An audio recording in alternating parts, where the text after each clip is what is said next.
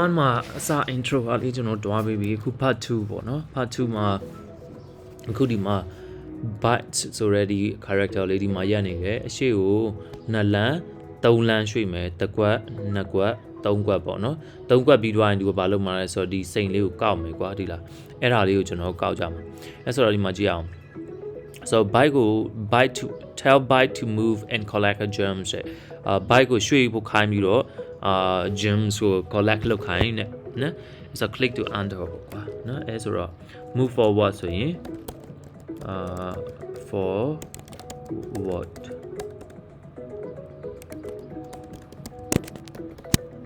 ဆိုဒီလိုပေါ့နော်ပြီးတော့နောက်ထပ်တစ်ခုကmove forward ဘယ်နှခေါက်လောက်မှာဆိုတော့3ခေါက်ကွာဒီလား move forward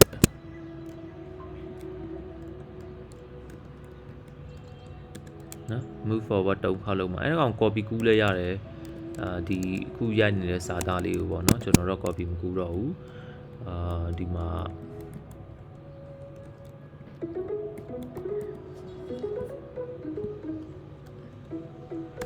semi comma နဲ့လောက်တယ် collect gem ဆိုပြီးတော့ကျွန်တော်ရလိုက်တယ်နောက်ပြီး run ကြည့်အောင် run my code တလန်2လန်3လန်ဒီ collect gem သူတခါတည်းလောက်သွားတယ်အဲ့ဆိုတော့ကိုခြေလမ်းဘယ်နှလမ်းလမ်းမှာလဲဟုတ်ပြီနော်ပြီးရင်ဘယ်နှလိုင်းမြောက်မှာ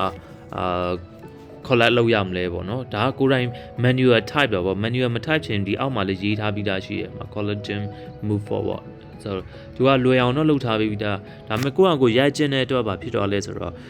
ဒီ coding ကိုကိုကမှတ်မိသွားတာပေါ့ကွာမတိစိတ်ထဲမှာတဖြည်းဖြည်းလေ့ကျင့်မိတာဖြစ်သွားတာပေါ့ so အဲ့ဆိုတော့ငါက Swift code ရဲ့ပထမဆုံးcode ရေးတာလေးအောင်မြင်သွားပြီပေါ့ကွာနော်